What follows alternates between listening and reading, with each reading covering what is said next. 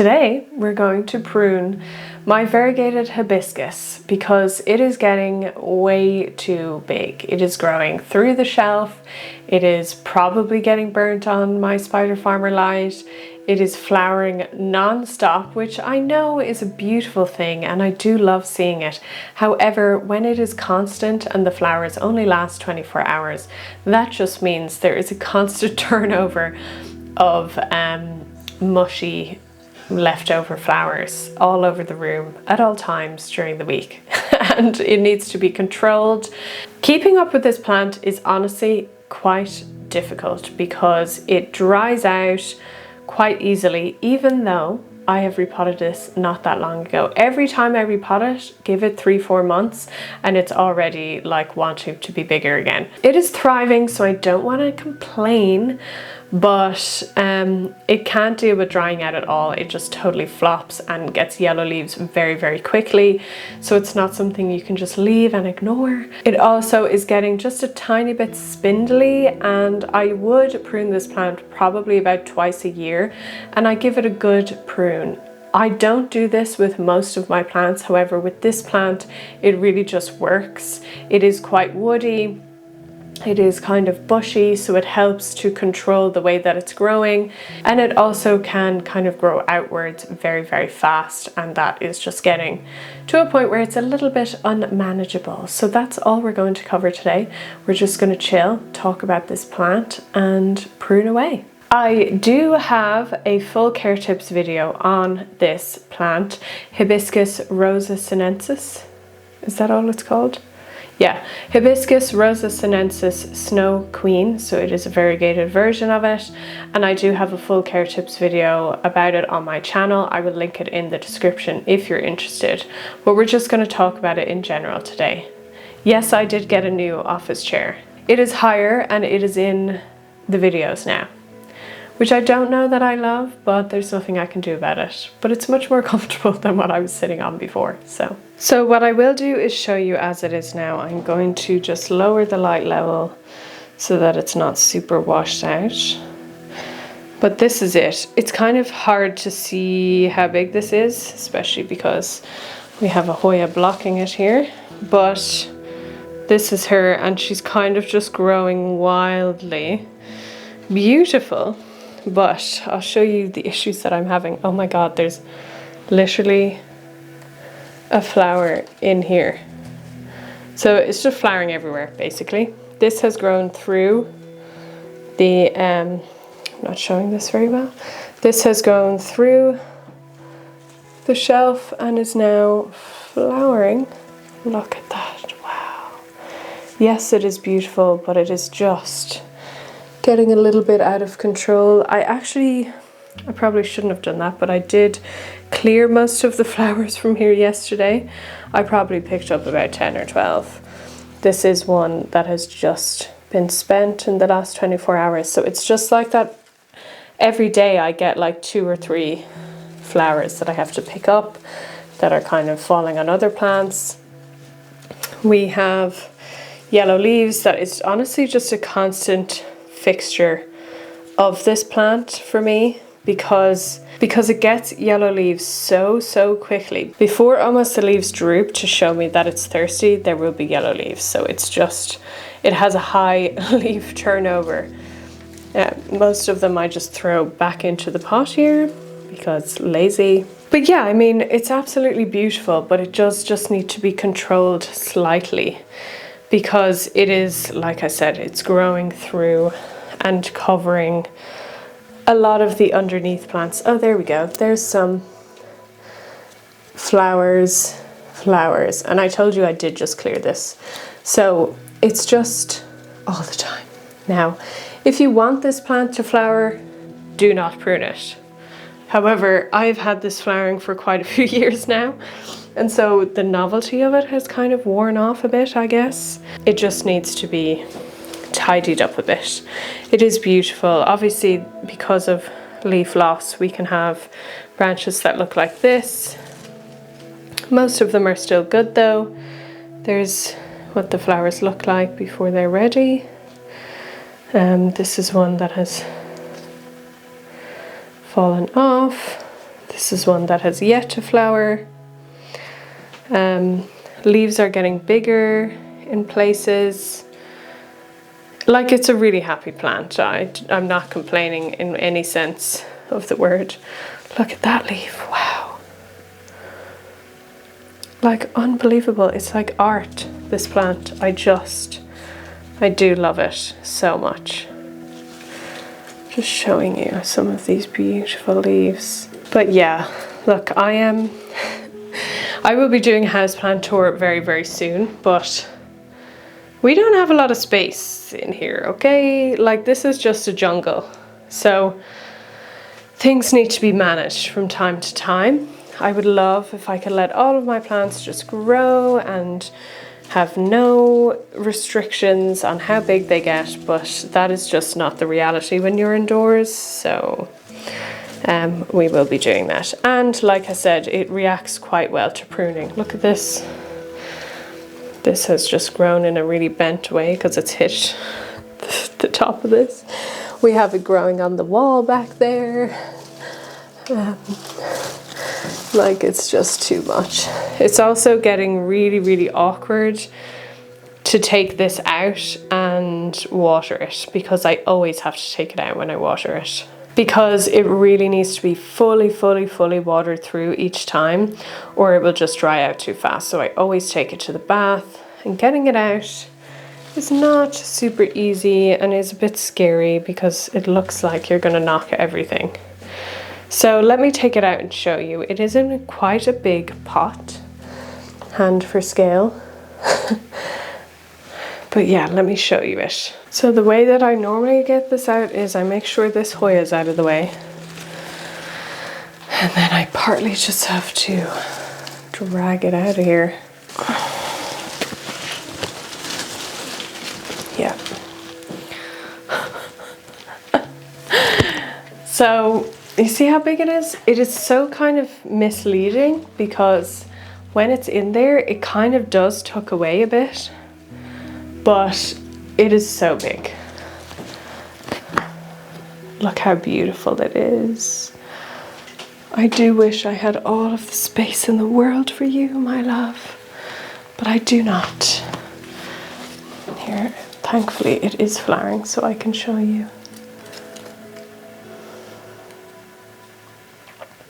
Matches my nails. It is beautiful, and yes, it is difficult to prune a plant like this because, I mean, it's hard because it's so pretty, but it needs a big one. It needs a big old prune. I know it will be happy with it, and it is what it is, you know what I'm saying? But that's how big it is. So I think we will do this on the floor. All right, here we are. Here we are. Some of this will be really sad because there's flowers like about to come and I will have to cut them off, but we'll be brave together. Definitely when you're filming, it makes it a little bit easier to do the chore. I do find that, definitely. So where are we going to start? We're going to start on this side, from these bits down here. So we have this, which has quite a lot of leaf loss, so I'm going to cut it back to the last leaf. No, I do not propagate this when I prune it. Yes, I could. I have tried before. Because it is so woody, it is actually quite difficult to root it in water. I always find with plants like that it is. So, you know, is what it is. This next piece, sad. So we have a spent flower here. We have a bud here, a tiny bud there, and one growing here. I'm going to try and zoom in on that for you, just to show you. If you can even see, we actually have a few buds growing in here, which is sad, but has to be done, has to be cut. I will cut it back to here. Oh, sad, sad, sad. So I guess the aim of this pruning is to just make this more manageable for me. make it fit better in the space, make it not hit shelves. Also, over time, like I said, just make it grow a bit more, yeah, bushy and compact. Now this has not been pruned. This must be a new offshoot, which it is. Never been pruned. So I think we will keep it quite a good bit here. Yes, I know that seems like a lot. It is a lot, but trust me, the long-term care of this plant, it just does better when you do this. It's just in its nature, okay? At the back here, I do need to rotate it. That is something I never do. And then you end up with weird kind of bits like this where it's grown kind of down and squished. So I'm going to give it a good prune back to here.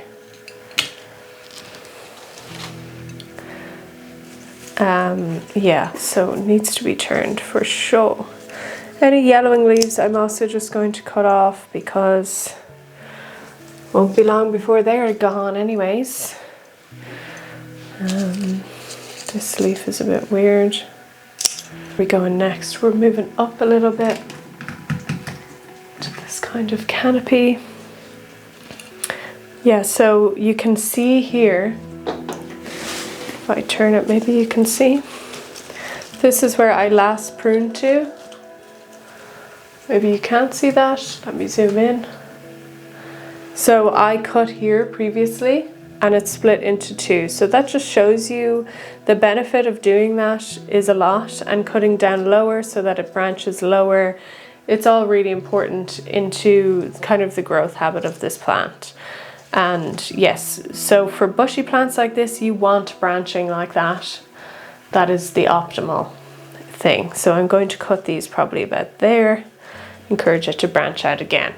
But yes, growing upwards like that, we don't have that much space anymore. So back here we go. And go here. We have another tall shoot here, and this is growing up the top of the shelf.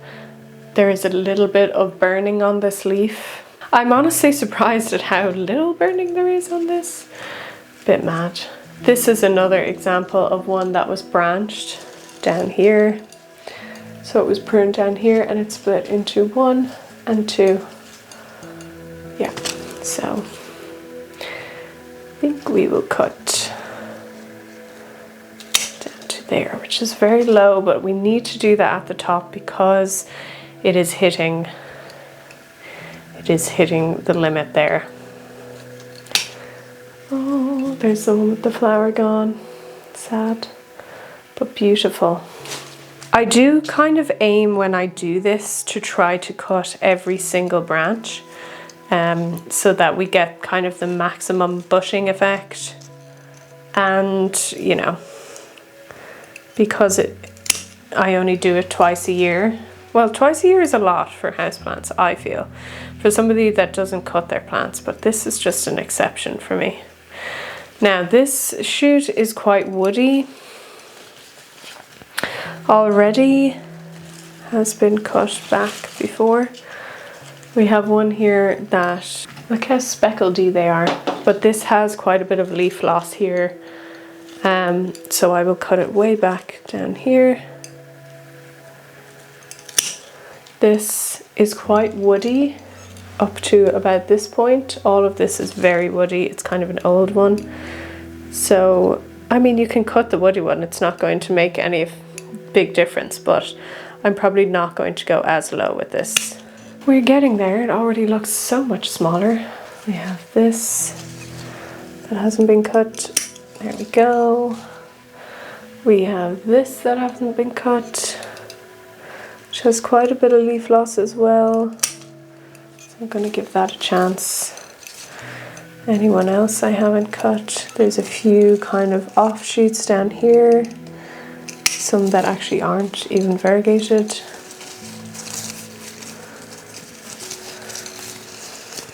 Okay, we're getting there, we're getting there. Okay, now this is quite a difficult section because we're getting very long here. We also have bits that were pruned before. So look at this section. So we have a few bits down here that are offshoots, never been pruned. Look at that amazing flowering there. Here we have like 1, 2, 3, 4, 5 flowering buds there. So that needs to be cut. So here is my dilemma thing. So it's been cut back to here before, which is quite long, and then it's branched into these two, which both have flowers. But we're gonna have to cut it back quite far to that point as well, because this is the longest part of the plant, which is a little bit annoying, but has to be done. So where are we? Gonna cut this quite low because that could be branched pretty easily in there. We have a lot of offshoots here that could be branched. There's one, there's two, there's one here, it's never been cut. I think I'm just going to cut them both back to here. Oh, that was painful. Painful. Okay, now I'm just going to look for other little offshoots that I haven't cut yet. Sometimes hard to see because of all of the leaves.